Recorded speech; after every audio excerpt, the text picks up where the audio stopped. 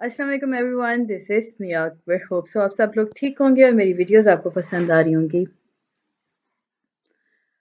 आज ही हम लोग EDU 430 का टॉपिक 131 करने जा रहे हैं स्टार्ट। उम्मीद है कि आपको पिछले सारे टॉपिक समझ आ चुके होंगे। तो चलिए अपनी वीडियो स्टार्ट करते हैं। 131 में है पी इंस्ट्रक्शन पार्ट 3। अब इस पूरे में ना सर अपनी स्टोरी सुना रहे हैं, सब बता रहे हैं कि किस तरह हार्वर्ड के अंदर एक प्रोफेसर ने रिसर्च किया था। उसने चेक करने के लिए स्टूडेंट्स को कि आया स्टूडेंट्स नॉलेज सही एक्वायर कर रहे हैं कि नहीं। उसने एक एक्सपेरिमेंट किया था। जैसे कि इसमें बताया गया था कि बल्ब के बारे में ना, एक बैटरी है वो बल्ब से कनेक्ट है, उसमें थोड़ा फॉल्ट आ जाता है। अब बच्चों से जब क्वेश्चंस किए गए तो बच्चे जो थे वो एक स्पेसिफिक रूट तक रहे। जो लोग सिंपल पढ़ रहे थे कि बैटरी के साथ कनेक्ट करने से बल्ब ऑन हो जाता है, लेकिन फर्दर उसमें क्या-क्या चीज़ें थी उसके बारे में वो बात नहीं कर पा रहे थे। उन्होंने डायरेक्ट सर को बता दिया कि देखिए जी हमारी तो ये फील्ड ही नहीं है। सो इस तरह सर को पता चला कि मैं जो चीज़ पढ़ा रहा हूँ ना, वो बच्चे सही से रिसीव नहीं कर पा रहे हैं। ये सारी बात इसमें सर ने बताई थी। अब देखते हैं कि इम्पोर्टेंट जो पेपर पॉइंट ऑफ व्यू से था वो को-प्रोसेसर था। प्रोसेसर है क्या? ये बेसिकली एक चिप होती है जिसे डिज़ाइन किया जाता है कोई भी स्पेसिफिक टास्क को हैंडल करने के लिए। जैसे कि हमने बात की ना कि स्टूडेंट्स जो थे वो एक ही नॉलेज को लेके चल रहे थे, उन्हें फर्दर उस बारे में कोई इन्फो नहीं थी। सो को प्रोसेसर भी यही काम करता है। को प्रोसेसर जो होता है वो एक ही टास्क को स्पेसिफिकली चेक कर रहा होता है, जैसे कैलकुलेशन हो गई, ग्राफिक ऑन स्क्रीन हो गया।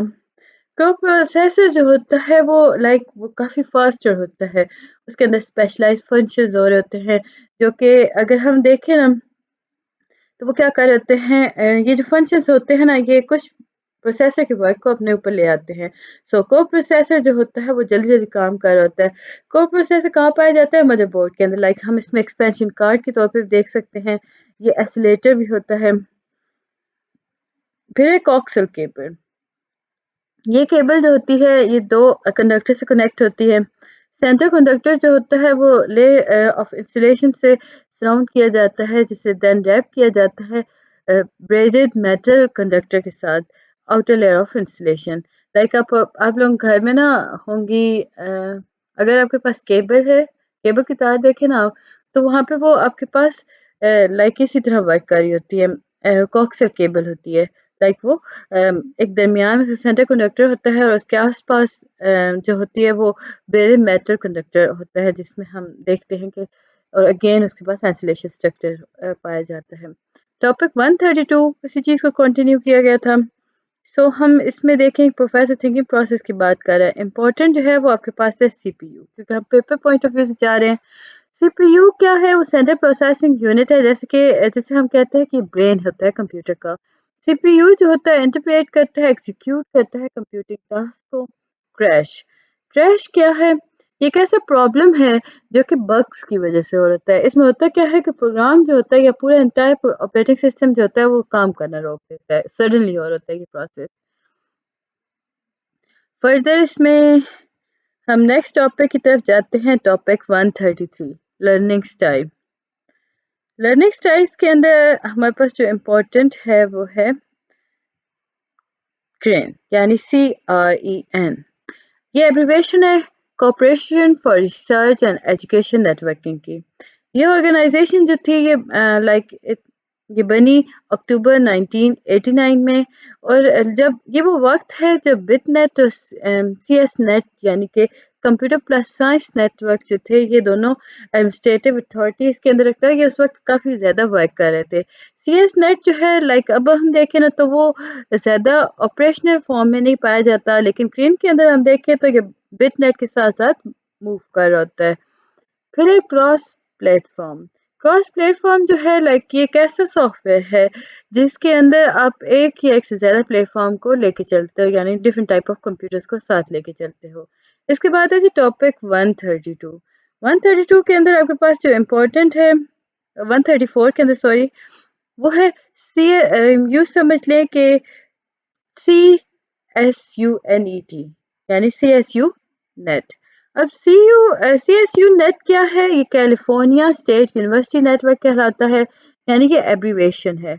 इसमें अगर हम देखें तो ये आपके पास आता है California state network university network. ये पैकेट स्विच नेटवर्क होता है जो कि कनेक्ट होता है 22 कैंपस से, जो कि CSU सिस्टम क्रिएट करता है। फिर एक कर्सर, ये रिप्रेजेंटेशन होती है माउस की, लाइक दिस। ये जो मेरा मूव कर रहा है ये कर्सर है। इसकी डिफरेंट शेप्स होती हैं, आई बीम हो सकता है, एरो पॉइंटर भी होता है, ये हैंड के तौर पे भी नजर आता है कहीं कहीं। नेक्स्ट ये आपके पास आता है अगला टॉपिक, उसमें आता है साइबर स्पेस। साइबर स्पेस क्या है? ये एक ऐसी टर्म है जिसके अंदर हम इलेक्ट्रॉनिक यूनिवर्स की बात करते हैं, जिसके अंदर आप इंटरनेट को के थ्रू यूनिवर्स ऑफ इंफॉर्मेशन की तरफ असेस हासिल करते हो। देन है दैट। दैट जो है वो बेसिकली एब्रीवेशन है डिजिटल ऑडियो टेप की। ये कॉमन टाइप होती है जी टेप बैकअप की। फिर है differential impact of ICT on education. अब जब हम आईसीटी की बात करते हैं तो ये वेल एस्टेब्लिश होता है, लाइक इसमें हम क्या कर रहे होते हैं, ये जो डिफरेंशियल इम्पैक्ट हो रहा होता है ना, ये बॉयज और गर्ल्स दोनों पे हो रहा होता है। कुछ रिसर्चर्स ने निगलेक्ट किया था कि जिसके अंदर एक्सप्लोर किया गया था पॉसिबल इम्पैक्ट्स को आईसीटी के, लाइक इसमें हम कुछ सब ग्रुप्स थे, जैसे कि गर्ल्स को हो गया या बॉयज़ को हो गया। इसमें बहुत सारी रिसर्चेस हुई थी। देखा गया था कि हर बच्चा जो होता है वो डिफरेंटली इम्पैक्ट हासिल करता है आईसीटी के अकॉर्डिंग। फिर है जी 136। 136 के अंदर आपके पास आता है डॉटर बोर्ड। अभी हमने मदर बोर्ड पर, आप डॉटर बोर्ड देखते हैं। ये बोर्ड जो होता है ये बेसिकली अटैच होता है एक और बोर्ड के साथ, जिसे हम कहते हैं मदर बोर्ड के साथ एक एक्सपेंशन कार्ड के तौर पे ना एक बोर्ड अटैच होता है, जिसे हम कहते हैं कि ये डॉटर बोर्ड है। लाइक आप इसमें डॉटर कार्ड ऐड कर सकते हो, इसमें एडिशनल मेमोरी कार्ड को ऐड किया जा सकता है, एक्सीलेटर कार्ड ऐड हो जाते हैं, डेटाबेस। ये एक लाइक ये एक ऐसा प्रोसेस है जिसके अंदर फाइल जो होती है वो क्रिएट की जाती है। देन मैनेजर जो होता है इंफॉर्मेशन को कलेक्ट कर रहा होता है, देन उसे ऑर्गेनाइज कर रहा होता है, कि डेटाबेस मैनेजर होता है। देन उसे रिकॉर्ड कर रहा होता है और लास्ट में लेबल कैटेगरीज कर देता है, जैसे हम फील्ड कहते हैं। फिर है जी 137। 137 के अंदर अगर हम देखें तो आपके पास इंपॉर्टेंट जो आता है वो है, क्योंकि इस तरह ऊपर करने से काफ़ी आगे पीछे नज़र जा रही थी, इसलिए मैंने डायरेक्ट आ गई। डीसीएस। डीसीएस क्या है? Desktop colour separation.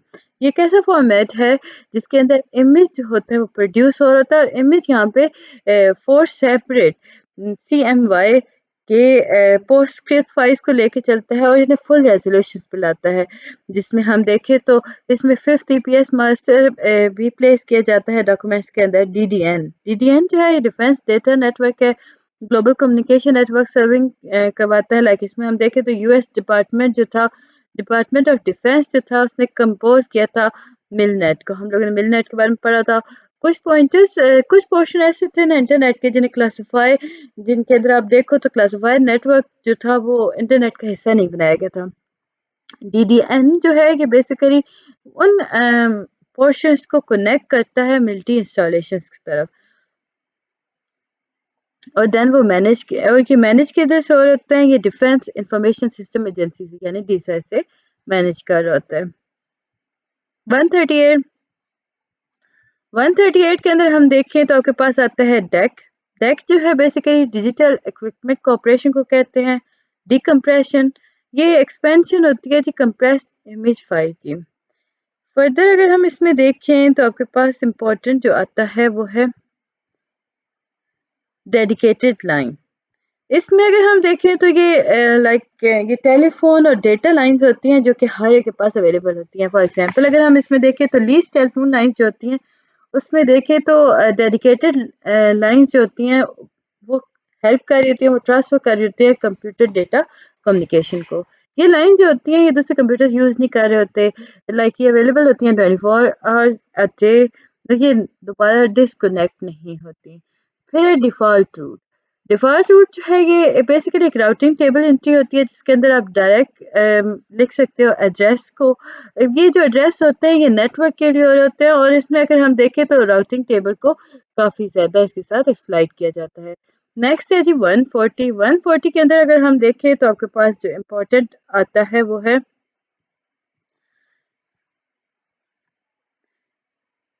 Densitometer.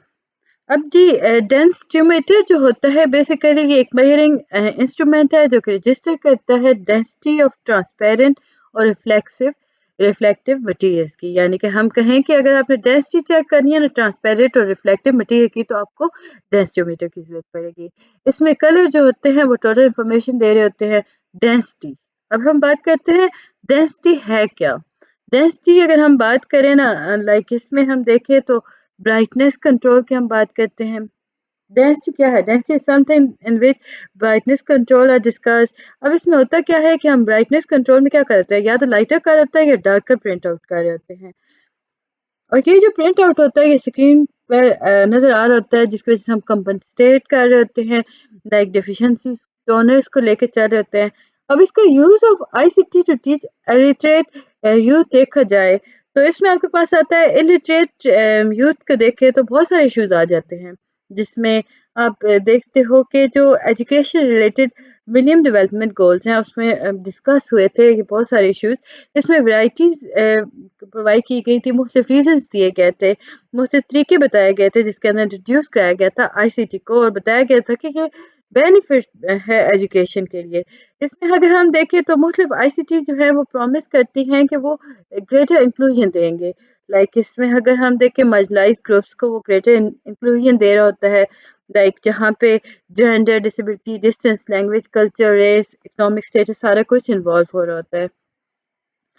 Further जी आपके पास इम्पोर्टेंट आता है नेक्स्ट टॉपिक, उसमें 141 के अंदर हम देखते हैं तो आपके पास जो चीज़ आई दैट इज डी स्क्रीनिंग। अब डी स्क्रीनिंग जो है ये कैसा लाइक इसे हम अगर डिफाइन करते हैं तो ये रिमूवल है हाफ स्टोन डॉट पैटर्न्स का। अब ये उस वक्त हो होता है जब आप स्कैन कर रहे होते हो किसी भी इमेज को, आप उसे डी फोकस कर रहे होते हो। लाइक इसमें हम अवॉइड करते हैं पैटर्निंग को, लाइक इसमें हम कलर शिफ्ट कर रहे होते हैं सब्सिक्वेंट हाफ टोन रिपीटिंग को। फिर है डायलॉग बॉक्स, ये जी विंडो पे डिस्प्ले हो रहा होता है, ये एडिशनल ऑप्शन होता है जिसमें क्वेश्चन और कमांड जब आप लिखते हो चूज करते हो तब ये आपके पास डायरेक्टली अपीयर हो होता है। फिर है जी टॉपिक 142, ये लाइक हम इसमें देखें तो एक बहुत सीरियस पेडागोगिकल प्रॉब्लम आपके पास आती है, वो ये है कि आप कैसे कॉन्फ्लिक्ट रेजोल्यूशन को स्टूडेंट को समझा सको। मतलब एग्जाम्पल्स हम लोगों ने बैक साइड पे पढ़ी थी उनके अकॉर्डिंग अगर देखें ना तो मतलब मेथडोलॉजीज आती हैं। हर इंसान के जो इंस्टीट्यूशंस होते हैं या आपको उसका रियल लाइफ एक्सपीरियंस होता है वो उसके अकॉर्डिंग हो रहा होता है। इसमें अगर हम देखें तो हर इंसान के उन एक्सपीरियंस के बिहाफ पे डिफरेंट कंक्लूजन होते हैं। तो ये कॉन्फ्लिक्ट जो है ये वही रह जाता है। अभी आप अगर देखो ना लर्निंग डिजाइंस को या एप्लीकेशन को तो ये इस कॉन्फ्लिक्ट को टाइम है कि इंट्रोड्यूस कराया जा सके। स्टूडेंट्स को पता होना चाहिए कि अपने कॉन्फ्लिक्ट को किस तरह आप मुख्तलिफ अप्रोचेस की मदद से अचीव कर सकते हो। अब ये कैसे मुमकिन होगा, आप स्टूडेंट्स को बताओगे, उन्हें बताओगे कि कैसे रिजॉल्व करना है, कौन से क्वेश्चन रॉन्ग है और क्यों है। अब इसमें अगर हम देखें तो आपके पास डायल अप लाइन आ जाती है। ये एक ऐसा कम्युनिकेशन कनेक्शन है जो कि एक कंप्यूटर से शुरू होता है और लाइक आप इसमें कनेक्ट करते हो होस्ट कंप्यूटर के साथ on standard phone lines according. इसमें जैसे कि हमने बात की थी ना डेडिकेटेड लाइंस की, इसमें होता क्या है कि आपको डायल करना पड़ता है होस्ट कंप्यूटर के लाइक कनेक्शन को इस्टेब्लिश करने के लिए एड्रेस को। जैसे कि अभी आप लोग की ऑनलाइन क्लासेस जब चलती है ना तो मीट या ज़ूम या जिस तरह भी आपको कनेक्ट कराया जाता है ना तो आपको एक कंप्लीट एड्रेस दिया जाता है और वो एड्रेस जो होता है वो उसी टाइम के लिए होता है। जैसे ही डिस्कनेक्ट हुए खत्म, टाइम खत्म हुआ ना तो आप दोबारा से कनेक्ट नहीं कर सकते हो। डायक्रो फिर है जी आपके पास डायक्रोइक मॉड मिरर, ये जी स्पेशल टाइप है इंटरफेरेंस फिल्टर्स की। इसमें आप स्पेसिफिक पार्ट ऑफ स्पेक्ट्रम को यूज कर रहे होते हो जिसकी वजह से आप रिफ्लेक्ट कर रहे होते हो, ट्रांसमिट कर रहे होते हो।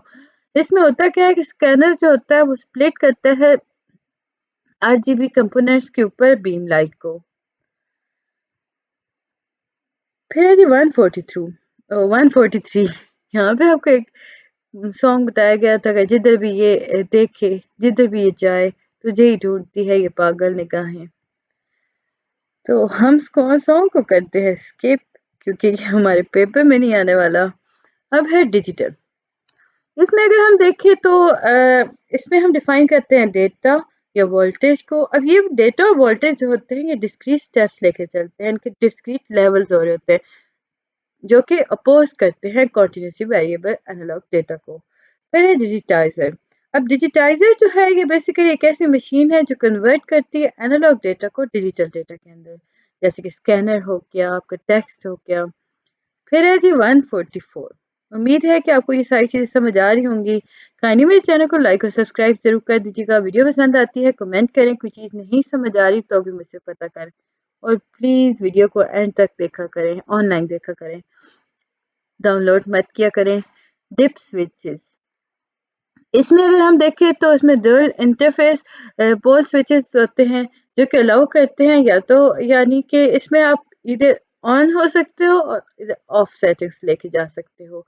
डिप स्विचेस जो होते हैं ये आपको अलाउ करते हैं कि आप कॉन्फ़िगरेशन ऑफ सर्किट बोर्ड के अंदर चेंजेस ला सको।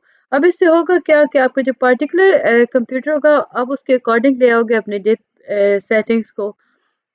फिर है जी डायरेक्ट कनेक्शन। ये एक परमानेंट कम्युनिकेशन कनेक्शन होता है, कंप्यूटर सिस्टम के साथ आप कनेक्ट करते हो, जैसे कि सिंगल सीपीयू और LAN हो गया, इंटरनेट के साथ आप कनेक्ट कर रहे हो। इसमें आप देखते हो लीज लाइन कनेक्शन हो रहे होते हैं, जिसके अंदर आप टेलीफोन कनेक्शन को लीज पे लेते हो, जैसे कि फ़ोन कंपनी से आप लीज पे ले रहे होते हो। डायरेक्ट कनेक्शन जो होती है वो कॉन्ट्रास्ट होती है, लाइक इसमें हम स्लिप पीपीपी और डायल अप कनेक्शंस लेके आ रहे होते हैं। फिर है जी आपके पास 145। इसमें आपके पास जो इम्पोर्टेंट है वो ये है डायरेक्ट टू प्लेट। ये एक डायरेक्ट एक्सपोजर और होता है इमेज डेटा का, जिसके अंदर हम प्रिंटिंग प्लेट्स पे इस पे अफेक्ट कर रहे होते हैं। इसमें हम इंटरमीडिएट यूज ऑफ फिल्म्स नहीं कर रहे होते। डायरेक्ट टू प्रेस, ये चीज़ एलिमिनेशन हो रही होती है इंटरमीडिएट फिल्म्स की, इसके अंदर हम प्रिंट कर रहे होते हैं प्लेट्स को। अब कैसे कर रहे होते हैं हम उसमें डायरेक्टली ट्रांसफर कर रहे होते हैं इमेजेस को। अब इमेज डेटा जो होता है वो अगर हम देखें ना, तो जब आप उसे प्रेस करते हो ना सिलेंडर पर, तो वो इमेज ट्रांसफर हो जाता है, तो हम कहते हैं कि डायरेक्ट टू प्रेस है।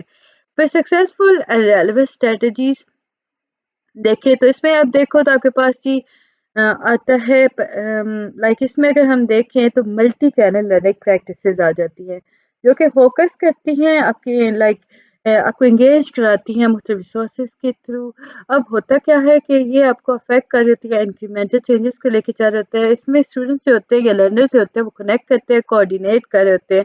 इसमें नॉलेज इंफॉर्मेशन जो हो रही होती है वो इंटरसेप्ट यानी इंटरेक्शन की मदद से स्टूडेंट लर्नर जो होते हैं वो उसे रिसीव कर रहे होते हैं। फिर है जी आपके पास नेक्स्ट टॉपिक, हम डायरेक्ट चले जाते हैं 146 पर। 146 में अगर आप देखें ना तो आपके पास जो इम्पोर्टेंट आता है वो है डायरेक्टरी को। डायरेक्टरी क्या है? ये एक ऐसा सिस्टम है जो कि कंप्यूटर के अंदर यूज़ किया जाता है। लाइक डायरेक्टरी में हम क्या करते हैं, एक ऑर्गेनाइज फाइल्स होती है ना आपके पास, जिनमें स्पेसिफिक इंफॉर्मेशन हो रही होती है। डायरेक्टरी ऑफ फोन्स देखें तो code with specific numbers and with address, वो सारा डायरेक्टरी में सेव होता है, यानी कि वो एक ऑर्गेनाइज फाइल्स हैं। इसी तरह कंप्यूटर के अंदर भी आप ऑर्गेनाइज फाइल्स रखते हो, तो वो सिस्टम जो होता है उसे हम डायरेक्टरी कहते हैं। डिस्क डिफ्रेगमेंटेड, इसमें हम ब्लॉक ऑफ इंफॉर्मेशन को अरेंज करते हैं इस तरह कि जो एडजेसेंट ब्लॉक होते हैं हार्ड ड्राइव के अंदर, वो like assess file assess time को वो इंक्रीज कर देते हैं, इम्प्रूव हो जाता है उनका फाइल असेस टाइम। फिर है जी 147। इसमें हमारे पास जो इम्पोर्टेंट है वो है डीमैक्स। ये ऐसा पॉइंट है जिसके अंदर आप मैक्सिमम डेंसिटी और इमेज और ओरिजिनल्स के बारे में बात करते हो। डीमिन, डीमिन जो है ये बेसिकली मिनिमम, देखिए डी मैक्स है ना मैक्सिमम डेंसिटी है, डीमिन क्या है मिनिमम डेंसिटी को हो रहा होगा, ये इमेज और ओरिजिनल्स के अकॉर्डिंग चलेगा। उम्मीद है कि आपको ये सारी चीज़ें समझ आ रही होंगी। काइंडली मेरे चैनल को लाइक और सब्सक्राइब जरूर कर दीजिएगा। जो चीज़ नहीं समझ आती मुझसे पता कर लें। फिर है जी डीएनएस। डीएनएस क्या है? ये डोमेन नेम सिस्टम है।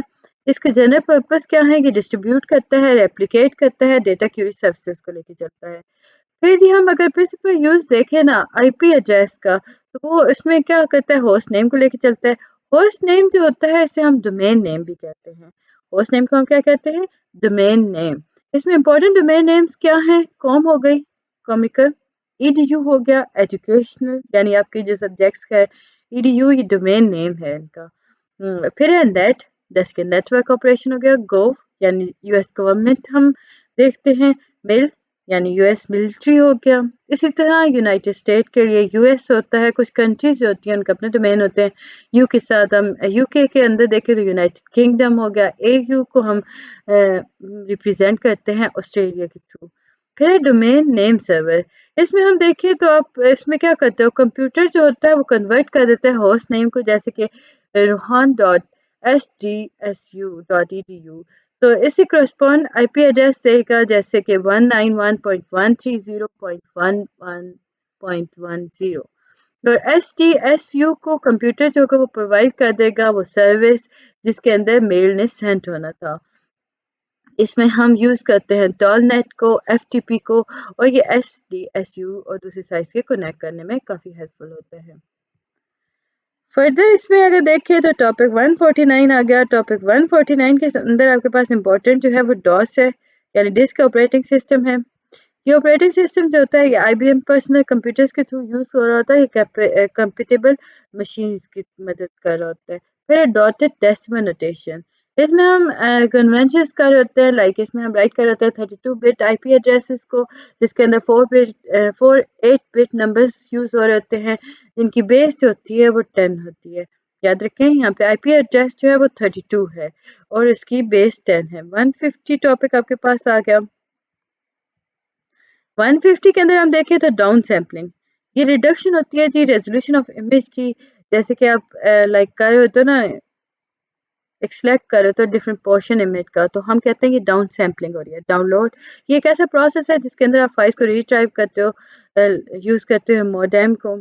फिर है जी cost benefit situating ICT and schools. अब कॉस्ट बेनिफिट एनालिसिस अगर देखें ना कंप्यूटर्स के सिचुएशंस का, like outside of the classroom, school libraries आ गया, टीचिंग ट्रेनिंग इंस्टीट्यूशंस आ गए, कम्युनिटी टेली सेंटर्स आ गए, ये सारे सारे काफ़ी यूज़फुल होते हैं। उम्मीद है कि आपको हर चीज़ समझ आ चुकी होगी। मिलते हैं नेक्स्ट वीडियो में, तब तक के लिए अल्लाह हाफ़िज़।